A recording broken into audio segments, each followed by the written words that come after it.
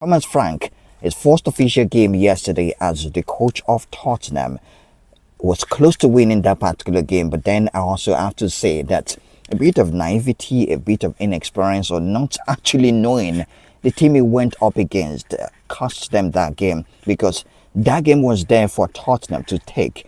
They were leading 2 goals to nothing. In the second half, dying stage of the second half, they were leading 2 goals to nothing, and they allowed PSG back into the game. And when it was advantage at penalty also, after Vitinha fluffed his line and missed the first penalty, they also had the advantage.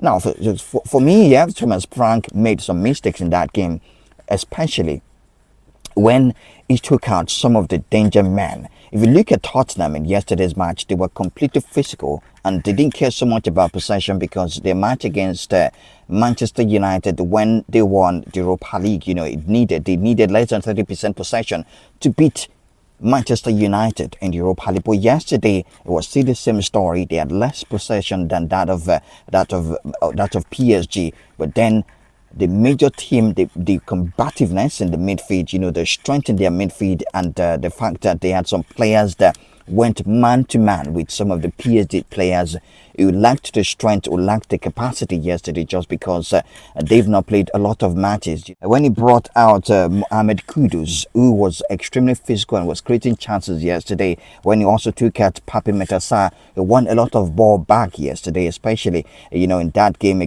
before that game we watched him play against Arsenal, scored a fine goal against Arsenal, and he was the ball winner for Tottenham in yesterday's match. And also when he took out Palhinha with the experience, it was just crazy, because at that time they couldn't manage the game. And when he brought in the likes of Dominic Solanke, they were not supposed to sit back. When you sit back against PSG, you allow them into the game. The first 60-70 minutes we saw PSG, they lacked the impetus, not because they are not a quality side. The physicality is not there. They've not played precedent matches. Against Tottenham yesterday, they stayed in the game. Yes, they considered two goals as early as possible, getting into the second half also, but they were able to find their rhythm, especially with some tactical substitution from the coach from Luis Enrique. When he brought in Fabian Ruiz in that game, we saw the tempo change. The fact, it looked as if every single time during the ball they're about to make something happen. And they also brought in